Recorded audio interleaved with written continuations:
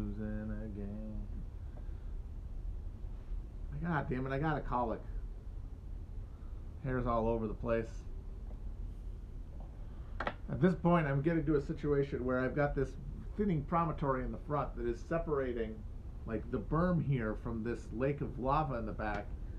And I'm basically okay with my hair as it is. Like, this is essentially like mid-80s Nicholson, and I like it, you know?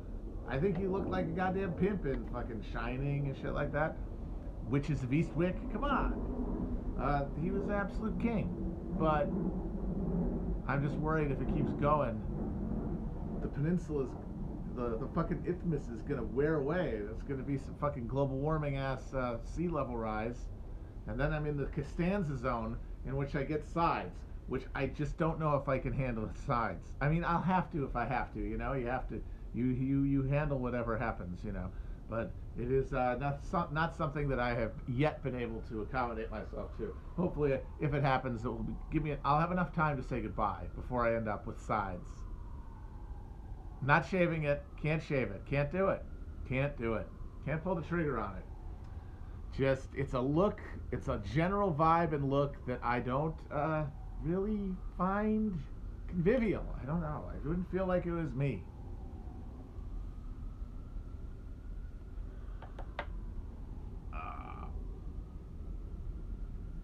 And I do feel like there's something, I think there's, people say like, you know, hey, say fuck it, cut it. But it's like, well, isn't fuck it letting it go?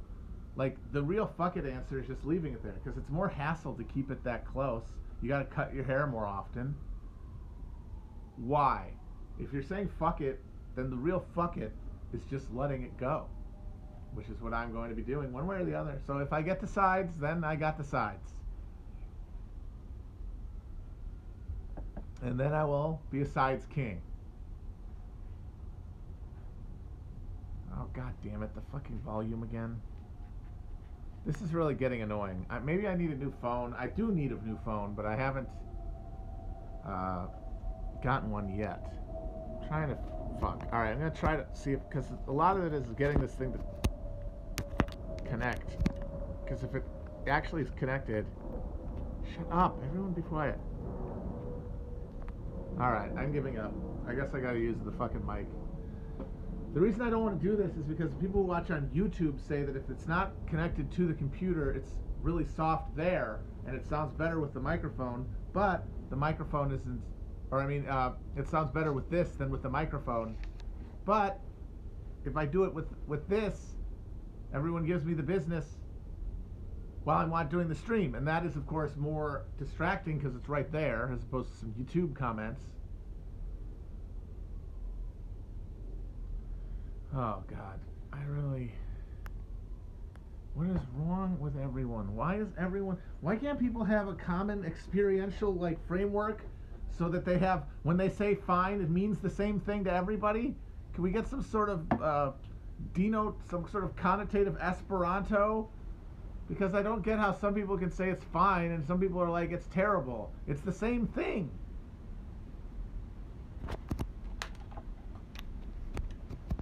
All right.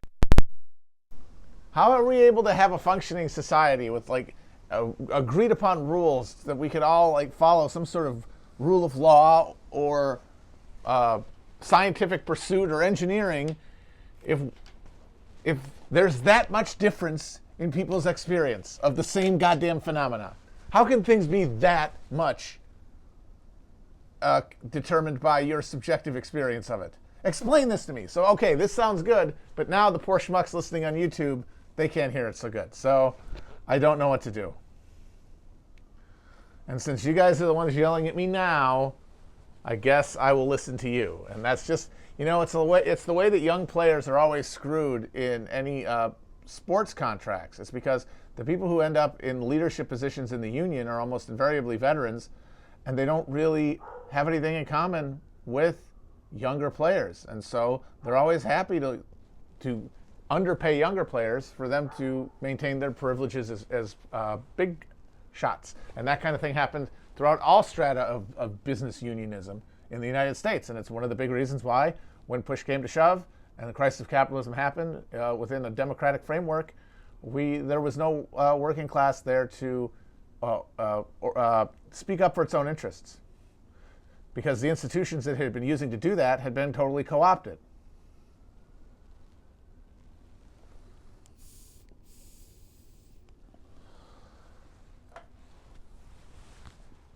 And now we live in the aftermath of that. And I think that's what I've really been trying to get my head around, and what I want to express more in a written form, hopefully soon, is the degree to which we really are operating from a fundamentally different political reality than the one that governs the way most everyone assumes politics works, because of the total removal from bipartisan political debate all questions of macroeconomics, all questions of distribution of resources within the political framework. When that's gone, that changes the dynamic within politics, and it removes it from the material world over time, to the point where when you have something like, say, a 2008 economic crisis, where even like the bubble-fueled rickety machine they put together after the end of industrialization in the United States, even that fell apart. It was restructured with even less allowable argument. Now, the question of, hey, when the economy collapses, should we just give all the money back to the people who did that and kick people out of their homes in the millions? Do we want to do that? Well, both political parties think we have to do that. So it's going to happen no matter what.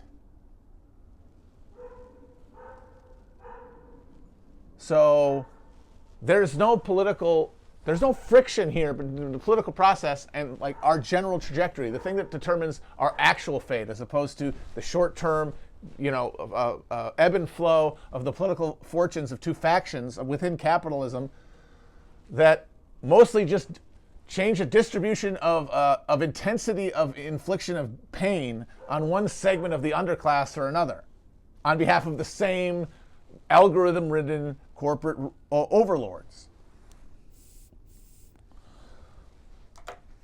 And I want to talk about the way that this works, the way that this creates subjects who essentially are incapable of operating out of anything other than a most base narcissistic self-interest, that they don't even know that's what they're operating from.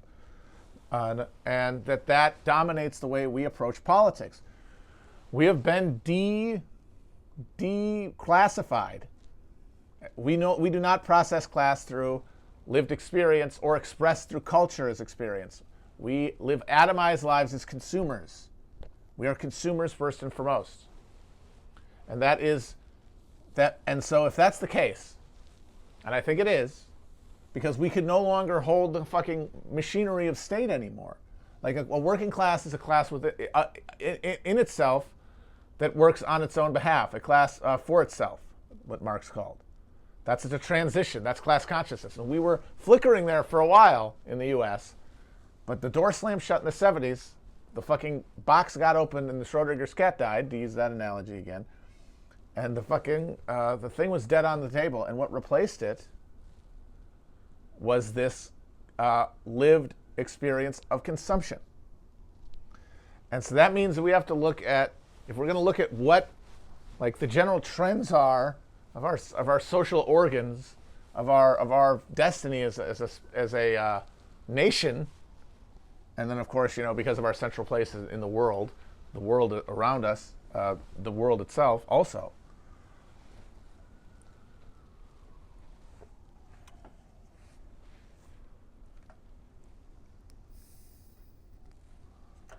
So if that's what we are now, if we're consumers, how are we expressing ourselves? Because we can't express ourselves through the language of class struggle, strikes, countercultural organization against the state along class axis. The entirety of what used to compromise working class culture in this country, Harlan County, USA is a good example. That still exists, but it is not coordinated. It is not at the level of anything beyond like an individual, industry or specific shop. Everyone is operating on the every man for themselves principle, because we are in this sense of constant crisis, because we are so precarious. Everyone is on a tenterhook.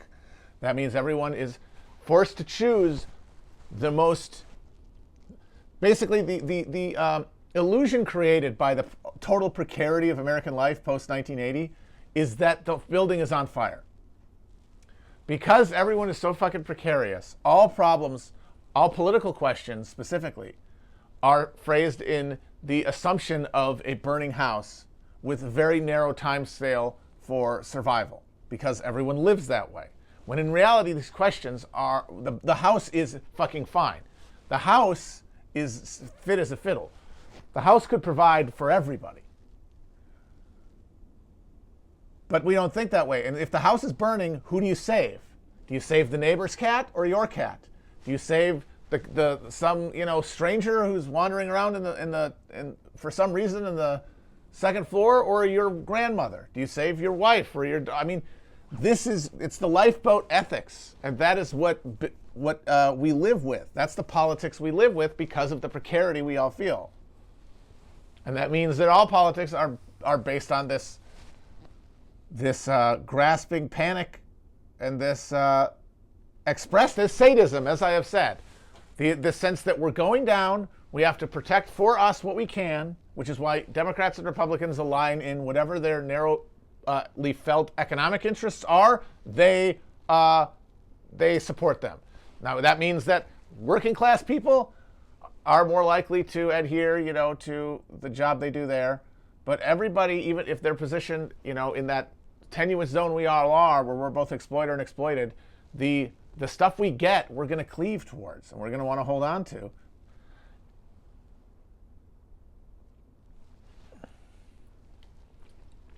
And more importantly now, we're going to want to punish the people who are responsible. Because if the house is burning and we're all going to die, which is the end stage after you realize you can't get anybody more out of the fucking house, who is going to pay for it? Who burned it down? And who's going to suffer? And that's what our politics are. Because everyone is operating, at the end of the day, out of a political narcissism, including myself, because we are the entirety of our idea of what the political good is not grounded in any kind of transcendent morality that encompasses anyone outside of ourselves. We think it is, but at the level of emotional truth, at the level where the things you believe go beyond believing them as words and believing them as actions, what we're really driven by is what we think of as our best interests, our best material interests. And because we do not live class, and because class is not conscious, that ends up meaning getting mine. And it creates monsters. It's creating monsters every day. It's turning us all into monsters. And that's the idea, to turn us all into just attenuated strings of neurons who are being forced by the algorithm of extractive capitalism to consume and labor at the request of whatever stimuli are being offered. You're just there to avoid pain and experience pleasure. Everything that is not forbidden is compulsory. That's the end state of life under capitalism.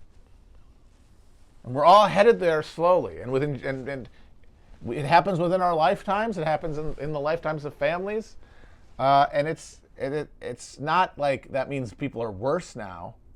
It means that the forces pulling us apart are stronger than they've ever been.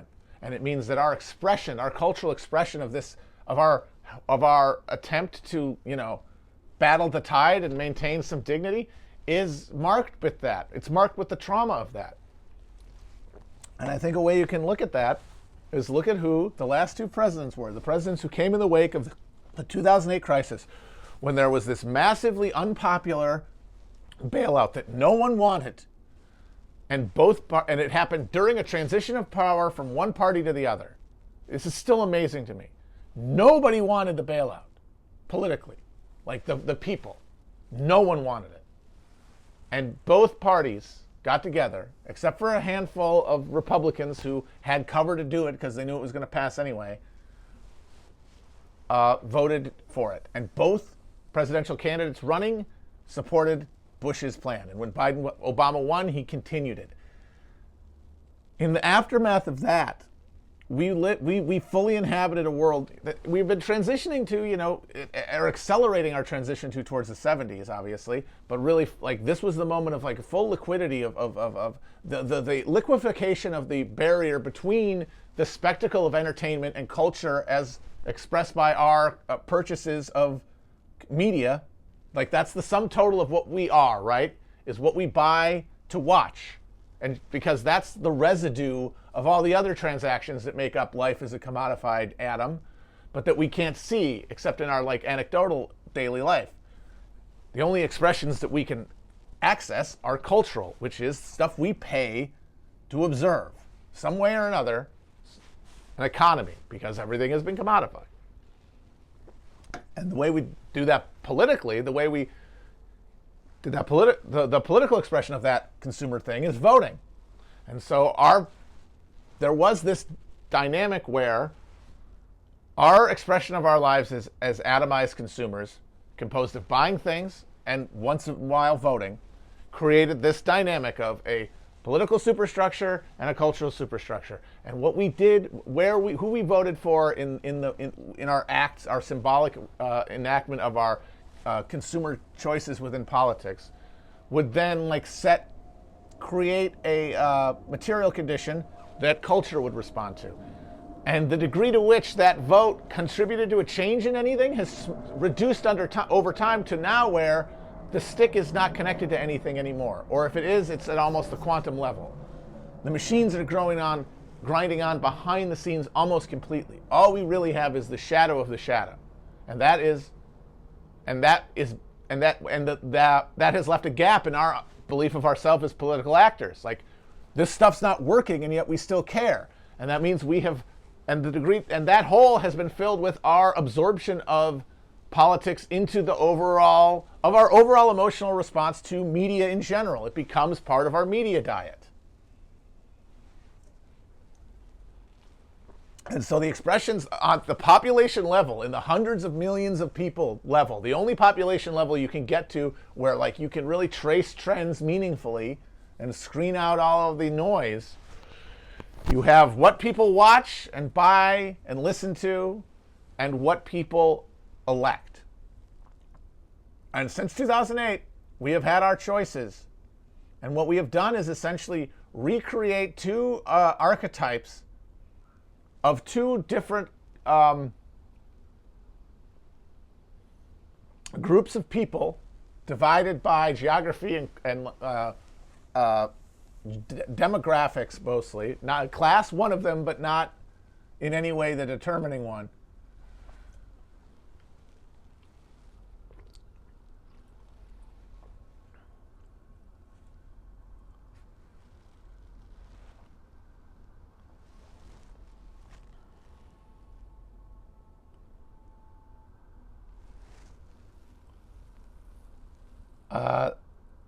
Choosing between different modes of value, I guess. Different, like a package of cultural and aesthetic, and boiling down to aesthetic preferences. Because we're talking about is whether you're voting or you're buying something, you're watching a channel and contributing to its ad revenue, you're purchasing a streaming service, you're downloading something. What you're doing is you're wanting to see a certain thing that expresses your overall cultural preferences.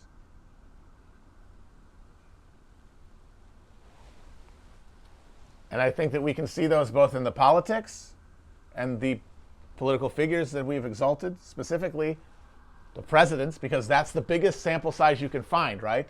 That's where you're really talking big numbers and trying to get something out of, the vibrating hornet's nest of American society with its total atomization of social interaction. What the fuck? Heard something. And you look at the figures who emerge from our culture, where you also have hundreds of millions of people contributing.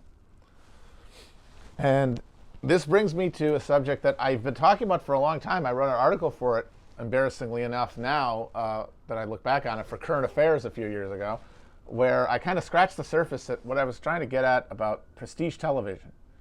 And I think I finally getting to kind of get my head around what I've really been getting at this whole time, because I think you have, because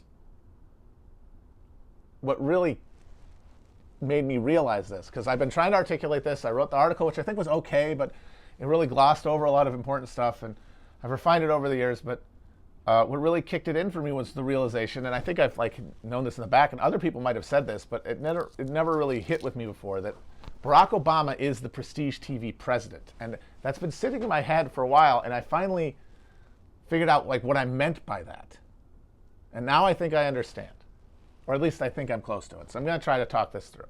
So we've got our atomized Pringle population, okay, in the 80s and 90s. We're reacting to the end of labor power in America and this new world of debt-financed consumption as the American economic model, and all of the cultural implications that has, further just deepening these processes of alienation, while at the political level, deregulation accelerates to create all this new explosions of money and everything. So the deregulatory framework that came in with Carter and Reagan broke up the old calcified Fordist business model of a bunch of big sectors of the American economy: finance, real estate, and most, for our purposes, most importantly, broadcast media. Before the 70s,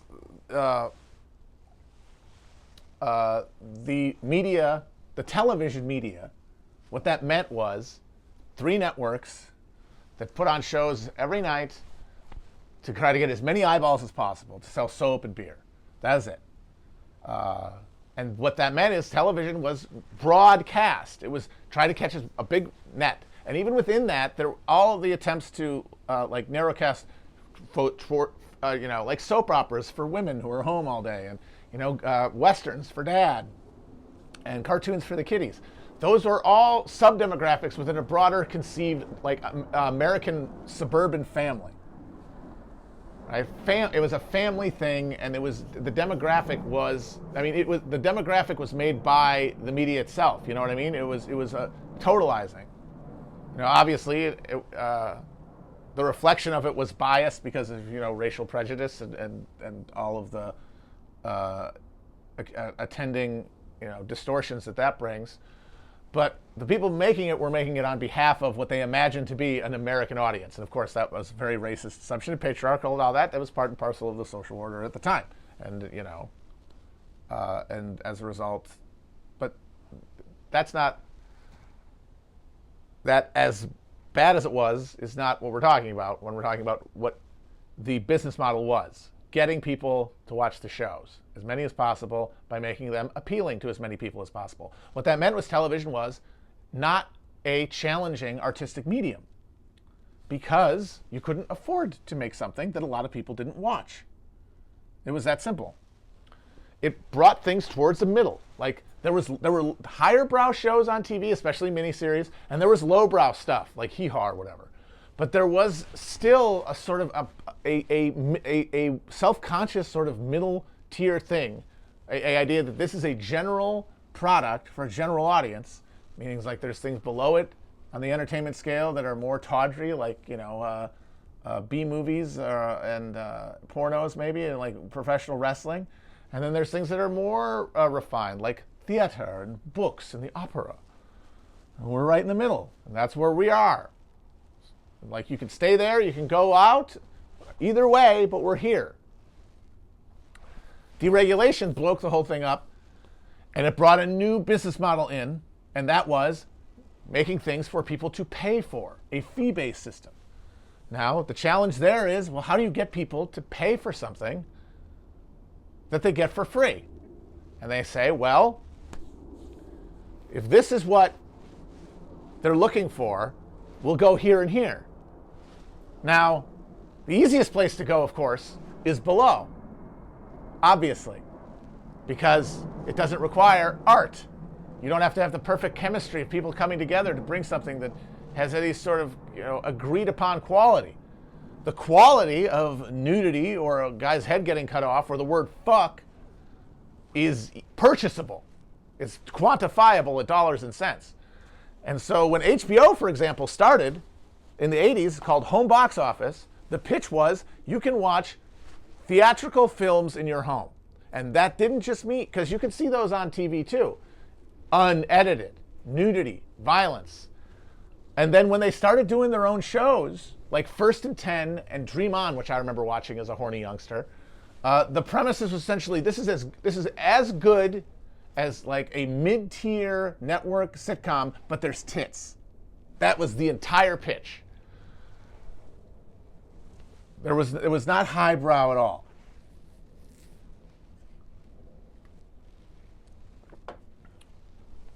Now, two things happen though in the 90s that complicate the matter. One is the internet explodes, and that means the long-term value of pitching here to a fee-based audience is going away, because I can go on the internet, I can jack off. Why do I need this? So where do you go? You go to quality. You go to quality. The first HBO original series was Oz, and it came out in 1997, and they poached Tom Fontana from Homicide, which is one of the best procedural cop shows of the 90s in terms of critical acclaim. The closest thing there was in the pre-cable era to a prestige show. And as funny as Oz is on rewatch, it's interesting because they were clearly trying to make a show that was trying to appeal to a higher brow aesthetic audience. And they were doing it through the traditional mode of narrative artistic expression on television, which was the teleplay. Like shows in the early broadcast era that were pitched towards a higher brow audience were largely things like Playhouse 90 and like Twilight Zone or whatever. It's things with set stories and very bounded dramatic, very bounded. What's the word? Like blocking people, people in rooms, and the need for like the popular kitchen sink melodramas of the day. Well, in the 90s, by the 90s, the equivalent, the theater equivalent to that, the theater equivalent to Edward Albee, or Eugene or Neil Simon was like experimental theater, moment chance, and all that shit. And so when they tried to do that, when they tried to bring that Playhouse 90 spirit to cable television, it was expressed with all the goofy physical shit, with Harold Perrineau, like talking to the screen and zipping around on a habit trail and being splashed with paint. Like that is a theatrical approach to highbrow art. And that was kind of a misfire, but it's still an interesting artifact. But what it speaks to more than anything is that there was a recognition that if there's money to be made in broadcast, in fee-based entertainment, a lot of it is going to come from offering a superior product in quality.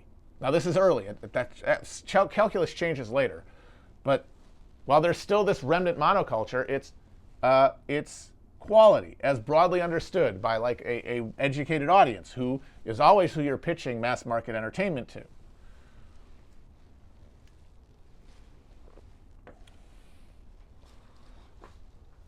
And so when shows like The Sopranos showed up, they were meeting a new demand for people who, were working longer hours, were more stressed, less able to afford time or money to go to the theater or read books, who were more yearning to find a easy way to distract themselves from their growing immiseration by, watching a show.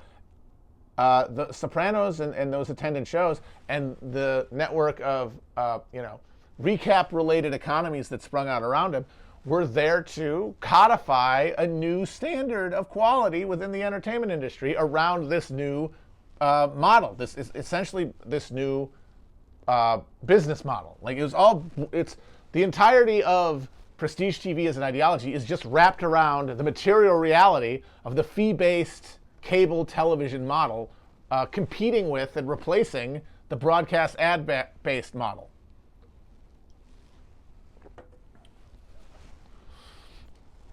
And so that leaves us to wonder if that's what happens, if it's breaking off being defined in opposition to, like, it's not TV, it's HBO. What direction is it going culturally? If you're doing a fee-based service, by definition, you're going for the wealthier half of the people who watch broadcast television. Like the people who don't have money, can't afford to pay to watch shows, there's nothing you're going to be able to say to them to get them to do it. They can't afford it.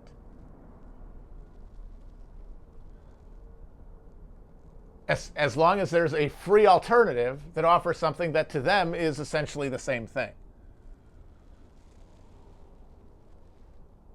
So that means you got to go for the upper half.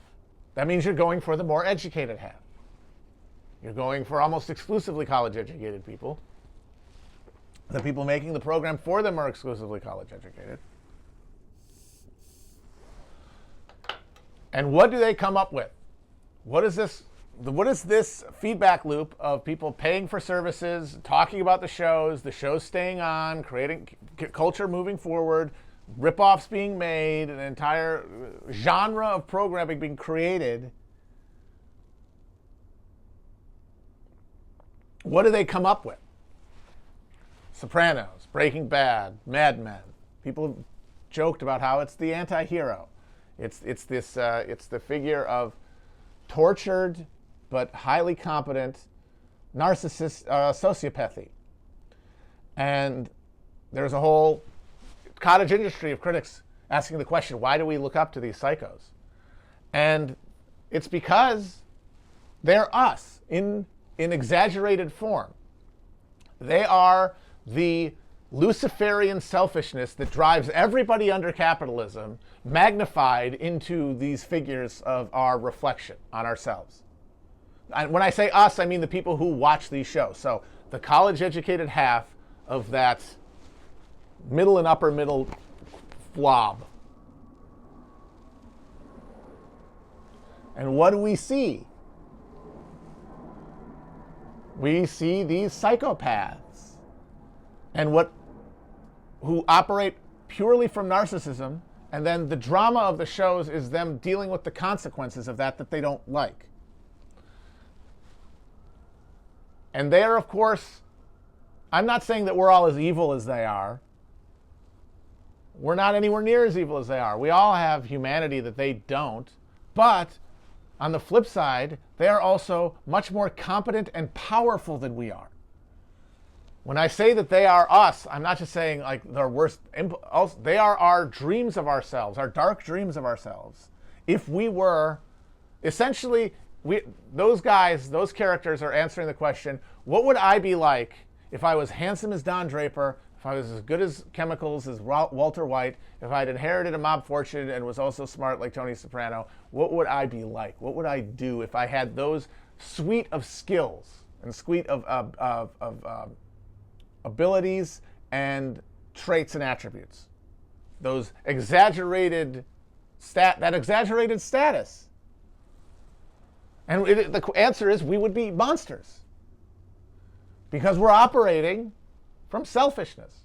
Once again, I'm not saying any individual person entirely. I'm saying at the population level, collectively, our decisions at the end of the pointy end tend towards us choosing the most selfish path because we are fixed in a network of precarity and exploitation and mutual exploitation, self-exploitation, with no undergirding class consciousness to solidify as an opposition and push back against.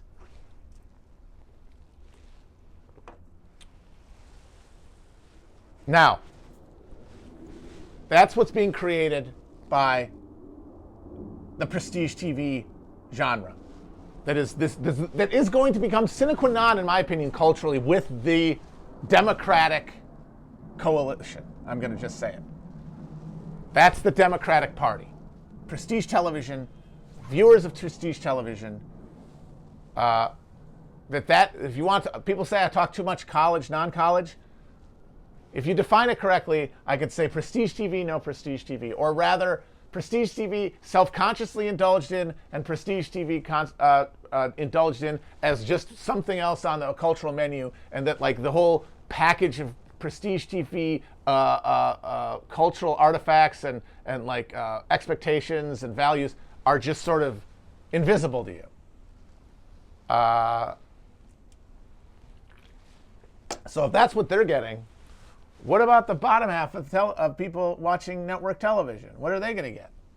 Well, network television itself responded to the pressure of cable by creating and then hyper exploiting the concept of the reality television show, which is the act of watching a show stripped of any artistic elements whatsoever. Like, as in, it is no longer an expression of someone's, creative will. It is just someone being themselves. And of course, no one is themselves.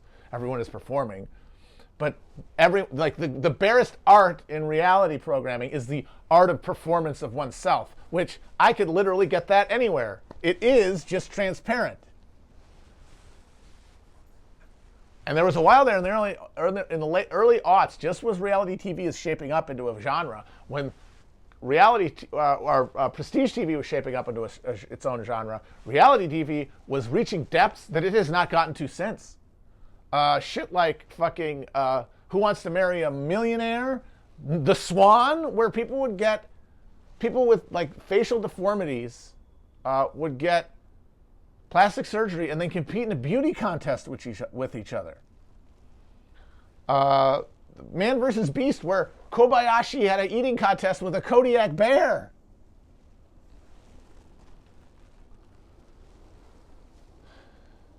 And if the prestige TV generation created their own characters, their Drapers, their Walter Whites, their Tony Sopranos, what did the reality TV generation, the people who do not find all of that pretension around, hey, this isn't television, this isn't entertainment, this is actually soulcraft, whatever the fuck people who convince themselves that there is some deeper transcendent artistic association with a television program tried to talk themselves into. No, this is as good as a book. This is as good as Shakespeare. They don't have the cultural wiring to trick themselves into thinking that's true, which is what it comes down to. They haven't been conditioned to think that's true. And so this whole thing, this whole performance of quality falls on deaf ears. So who gets created out of the muck of reality? A bunch of celebrities, most of whom are non-political. But what's this? A few of them become very political. One of them, of course, we all know, becoming king of them all. But back to the prestige TV shows. As I've said, if prestige TV and the prestige TV antihero is sort of a cultural tulpa, a cultural expression of like this greater demographic mass, then Barack Obama is the prestige TV president. He is the political equivalent. He is our expression of ourselves, which is as a narcissist. What would a narcissist, someone devoted to their Luciferian self-pursuit, do if they were to pursue the highest office in the land? And just like the answer is, what would you do if you were a Madison Avenue slickster, is B. Don Draper? What would you do if you were a fucking algebra teaching genius with cancer, B. Walter White? What would you do if you were a fucking baller-ass black guy politician? You'd be president of the United States, Barf Sacco Crumbo.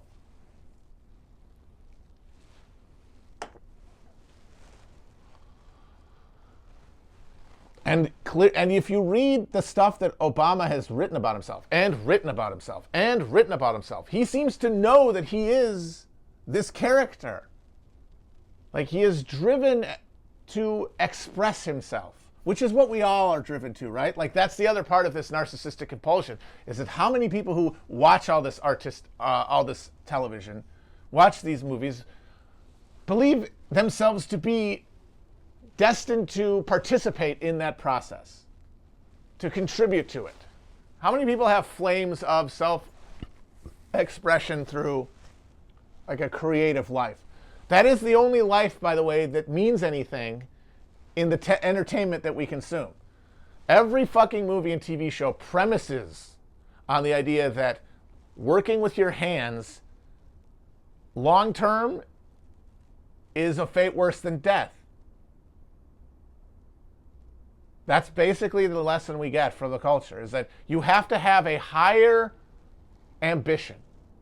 You have to either be working towards some sort of life of mental reward, or you have to be, even if you're in like a condition of physical, manual, or unstimulative labor, you have dreams that you're working towards.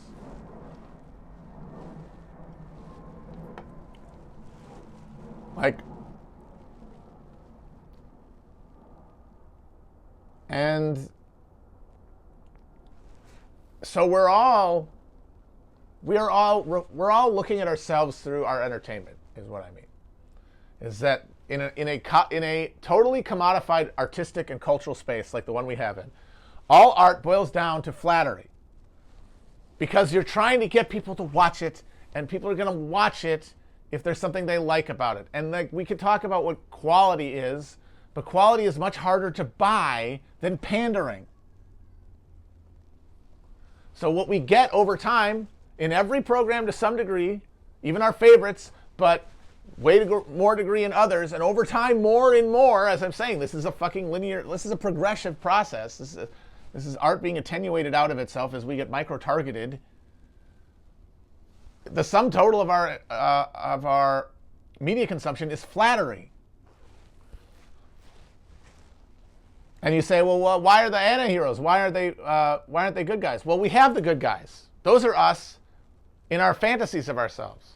But because this is art, because we've convinced ourselves that this is meaningful art, which means it has to make us uncomfortable, it has to make us challenge our assumptions, it has to make us feel something, this has to be the dark version of our fantasy selves, of our flattered versions of ourselves, where we have the competence of our heroes, but none of their moral character.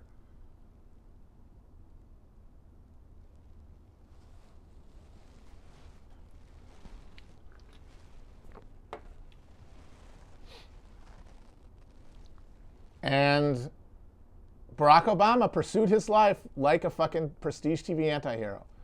He is fully invested in the notion that the world is unchangeable, that the fundamental machinery of exploitation that make the world run is unalterable. It cannot change. All we can do is find a place for ourselves within the gears. And that the value of our life comes from our ability to make those experiences meaningful to ourselves. And of course, we can, turn that into any other self-justification. But at the end of the day, to create an impression, a imagined growth, a pseudo-growth to hide our central core of just narcissistic self-compulsion. Because Obama was driven narcissistically to the point of total commitment by a desire to be acknowledged and ratified by power. Not to wield power, because he flatters himself intellectually too much to think that he could be so naive as to think that a politician could wield power. He knows they don't. That's part of what makes him deserve his station, because he knows that. And his knowledge of that gives him a layer of irony that coats all of his behavior and sanctifies every decision he makes, which any person in that position would make, but which another person, a cruder person, a less refined person, a person who didn't follow the rules, didn't keep their pinky extended, didn't go through the right ideological conditioning, will make worse. And he justifies himself in those terms. There's nothing that anything could do. Anything could only be worse. And the thing that made it better was him, and not his virtue, his irony, which is all you have. When you cannot find like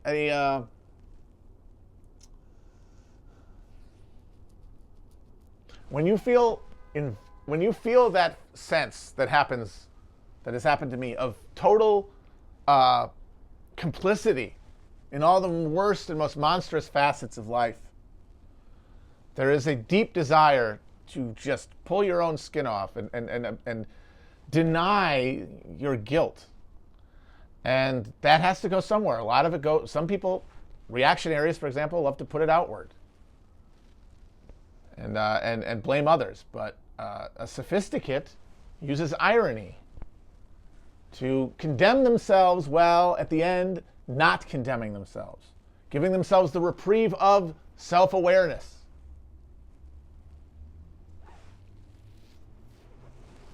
And that's Obama. And he spent 8 years as the economy was turning into this gigified hell for everybody and essentially denying a viable future to everyone who came out of the fucking sluice vats of childhood into adulthood. That became the expression of the top half of that distribution of culture who both watched prestige TV and voted in elections. Because remember, even though there are other people who vote, and there are working class people who vote, they're not riding the caboose, or they're not driving the train. They're not in charge of this process. Because without working class action, without effective working class organization, the Democratic Party will be run by people for their own self-interest. And that is as members of the Democratic Party, not as representatives of anything but themselves. And that's what happens when there's no accountability within a system of total atomization and narcissism and every person for themselves behavior.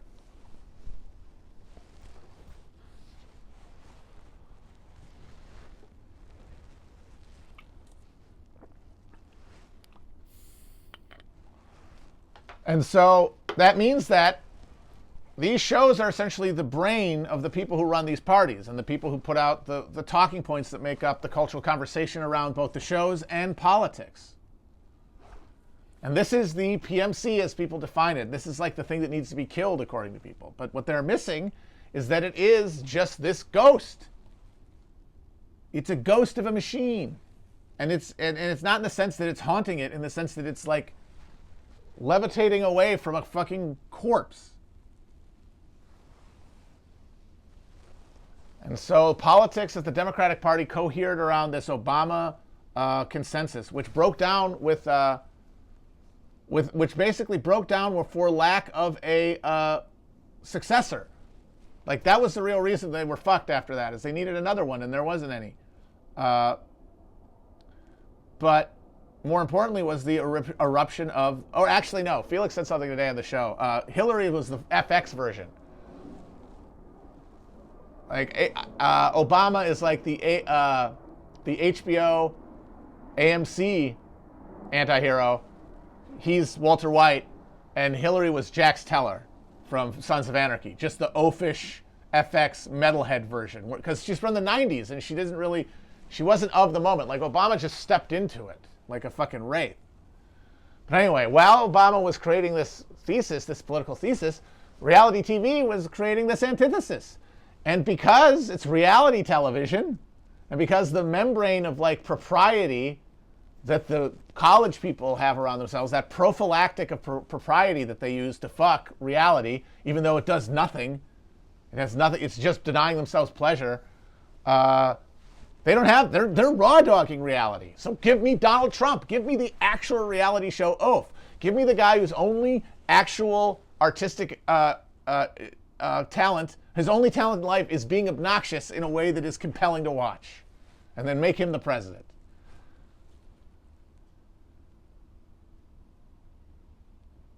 And then we got the rise of the reality TV antithesis, and now they're fused. You've got the prestige TV Democrats and the reality TV Republicans.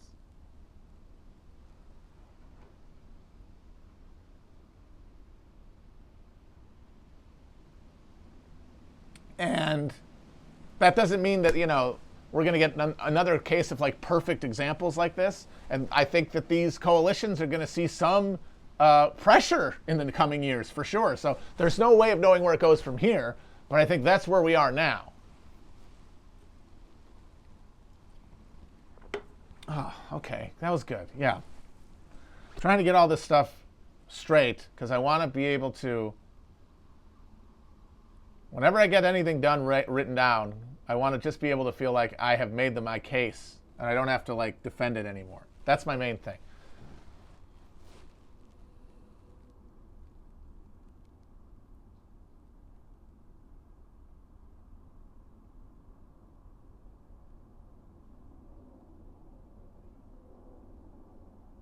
Oh, the other thing about Obama and Prestige TV. So this to me is the real nut of it, just as like as a metaphor. So Barack Obama famously loved The Wire, right? Loved The Wire, loved watching it. Many, many liberals pointed to the fact, either publicly or in their heart, that one of the things they liked about Obama was that he watched The Wire. Now, what's The Wire about, right? The Wire is this Dickensian foray into the demimonde of Baltimore, and it's like a Dreiser-like examination of the social ills created by our unjust system. And it even lays out like a case in 5 seasons. And the show is essentially the ideology of the Obama administration as a performance, as an aestheticized expression. You got that first season, right? Shows the horror of the war on drugs, as you love to see in a genre entertainment. But what's this? Oh, it's failed. This is a failed war on drugs. It doesn't work. Oh shit. Oh fuck. Damn. We've acknowledged that. We know what's up. This problem, it's bad, and we're aware of the badness. All right, the second season answers the question. Well, why is it so? Wait a minute. If we can't solve this problem by locking up drug dealers, we got to find out what's causing it. If it's not just drug dealers, and the second season is about how this is all because the economy of Baltimore basically fucking shut down in the fucking 70s, and there was no money, and created cycles of poverty and dysfunction at every level of political and economic life. And it's not actually that difficult. It's pretty clear, but crucially, there can be no solution to it, because what is the only conceivable means of reversing this sort of economic trend, right? You would think it would be some sort of labor movement. Well, the labor movement is one part of the problem. And even if Frank Sobotka is a good guy, he has no hope of actually affecting change. Like, it's a doomed criminal scheme that gets him killed and his fucking union decertified. And it ends on a note of, well, damn, I guess we're not going to be able to do anything about that. So the next 3 seasons essentially find new culprits, real things that we can do something about, because we can't do anything about that pesky base. Third season's about drug legalization. If we got to have these drugs, we don't have to be rocking people up, which of course the Obama administration never carried out, but you always got the feeling that they knew that they should. That's how people justify all this stuff. The fourth season identifies, oh man, we got a real bad school system. If only the schools were better, these kids would get in better situations. And then the third season, oh man, this media we got, it's pretty bad. If we only had a better media, this thing could be better. And that is the Obama Democrat, which is like the brain now of culture, approach to reality. This acceptance of capitalist realism, and then a jaundiced view on reforms that we should undertake and try to make go, but which are, at the end of the day, also probably insufficient. So how mad should we ever get that we didn't really do much more than any of that stuff we said we would? We know what to do, but there's only so much we can do.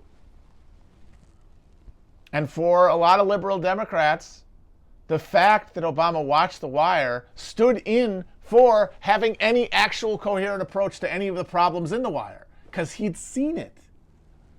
And that is all of us in that headspace, feeling complicit in a system, but also precarious, wanting to assert what we think is the best for the best, without rocking the boat too much to make us fall off of it. And the answer to that is broadly the neoliberal democratic status quo. It's like, well, yes, this is a horrible, unfortunate system, and yes, I'm just one of the lucky ones who got out of this whole college experience with money and everything, but what else can we really do? What else, actually, let me rephrase this, what else can we really do that wouldn't risk my position? And the answer is not much, and that's the Democratic Party.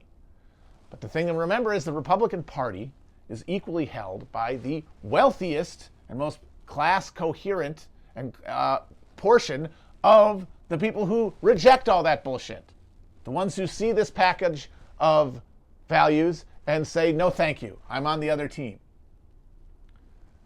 The bottom part of that coalition is no more able to assert influence at the political level than the bottom half of the Democratic coalition is, and cannot for the same reasons. It's just beautiful voters and the small bourgeois, petty tyrant, Buddy Garrity's of the world, trying to create trying to act out this fantasy of national autarky out of this remnant, the last gasp of the dreams of Jefferson, that anyone could be ungoverned, because the conditions to be ungoverned in that Jeffersonian, Jacksonian sense no longer exist. But try telling them that, and you don't have to, because they still have money, and they still have a lot of power, and they still have political power, and they're going to assert it. And they are at war with the broader, globalized finance capital. But neither one of them have a goddamn thing for anybody below them except exploitation and misery. They are fucking trying to maintain their position within this hierarchy. Where the fuck will they get any benefit to putting anything off to anyone else in a moment of capitalist crisis when there is no structural incentive, either politically or economically, for redistribution to occur in any framework?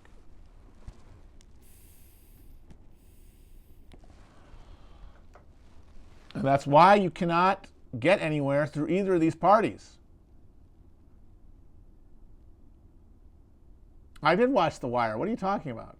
I saw The Wire twice. Not watching The Wire critically. I don't know what that means. And if you're saying I didn't get the right message out of it, that's not a thing. Sorry. That's not a thing. I know how it felt. It seems to me to have been processed, and you can't tell me I'm wrong. Obama didn't watch The Wire? What are you talking about? Obama watched The Wire. Shut up. You're gaslighting me. A conversation with President Obama and Wire creator David Simon. President praises the HBO series The Wire. Fuck you! Why would you do that? Are you guys getting riled up because I said something about your program you didn't like? It's still a good show. I've seen it twice.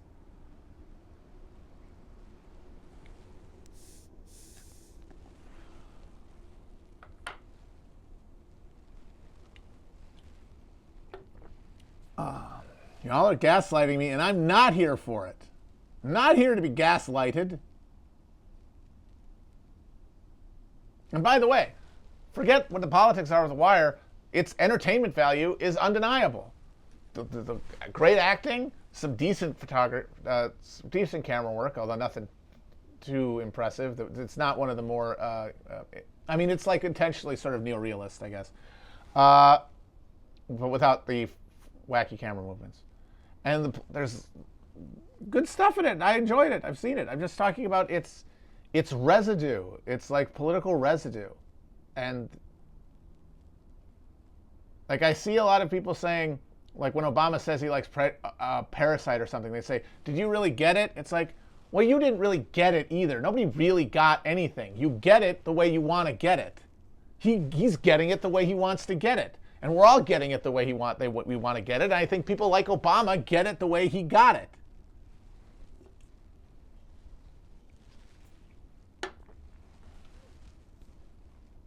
And that's why judging programs on their political content is dumb. Because you're just looking in a mirror.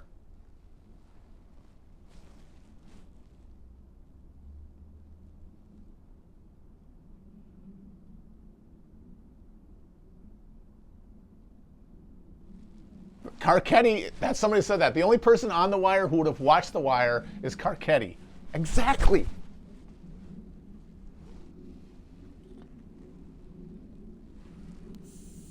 And I think the reason people don't like that idea is because there is buried, even in the deepest materialist, I think, who feels capped in this, at some level, beholden to cultural critique as like a way of life, that if enough people watch the right stuff, things would change. I think there's no way to understand people's response to art, the passion of the way they get about the politics of it, and the prescriptive way they get about the politics of it, if they did not believe that somewhere. There's no other way to make sense of their behavior. And that is, in my mind, delusion. Because everyone's just going to see it the way they were going to see it, which is conditioned by their spot in life. The magical elixir you think is in there is only seeable by you and specific people like you.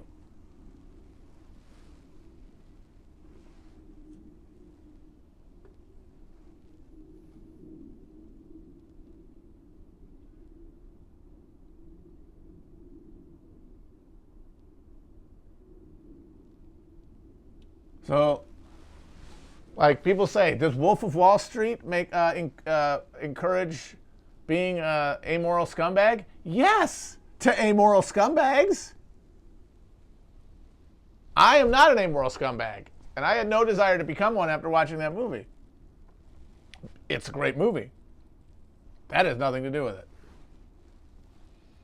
Okay, good. I feel like I got somewhere there. That's good.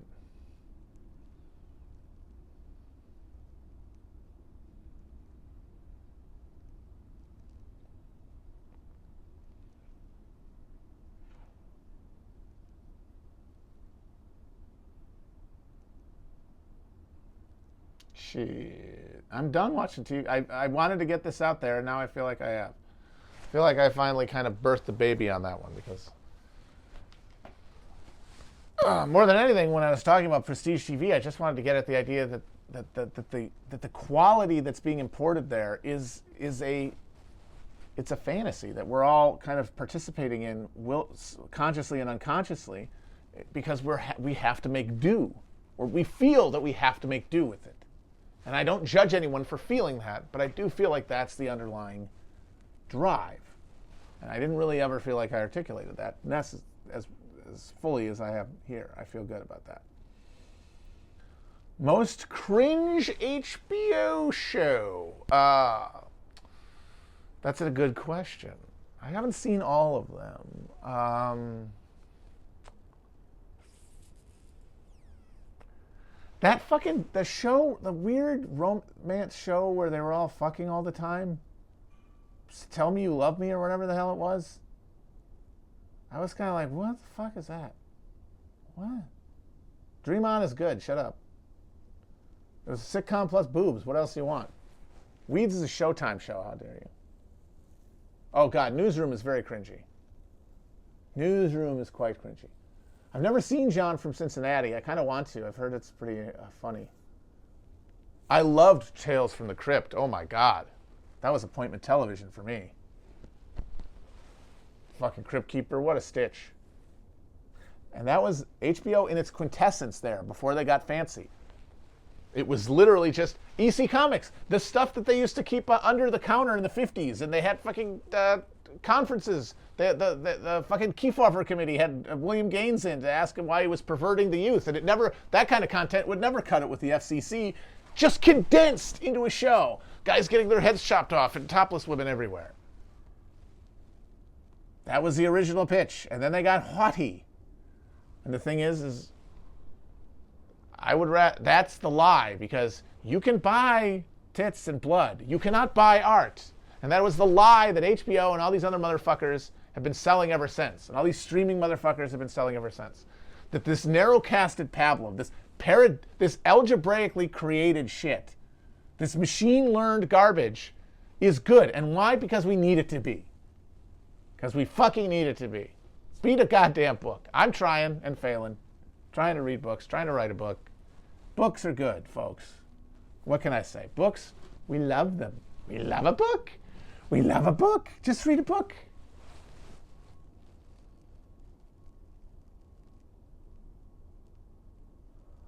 But when you watch shows, and I watch shows, just have fun. Just have fun with it. Don't get mad for no reason.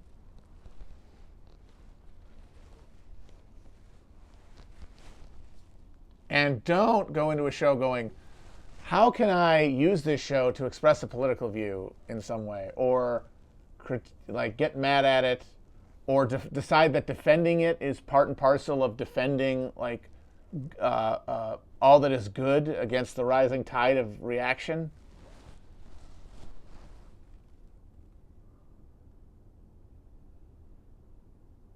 Yes, Oz does have the best theme song. I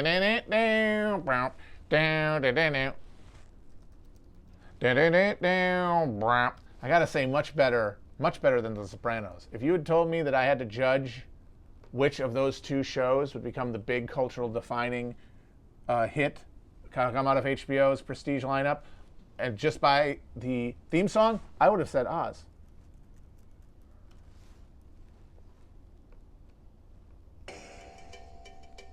All right, going out on this.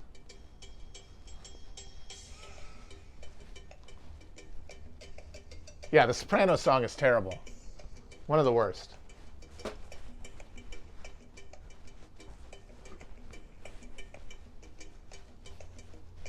Oh shit, am I gonna get DCCI'd for this?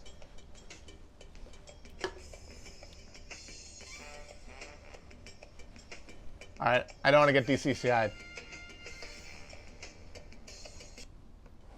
All right, guys. Talk to you soon. Bye-bye.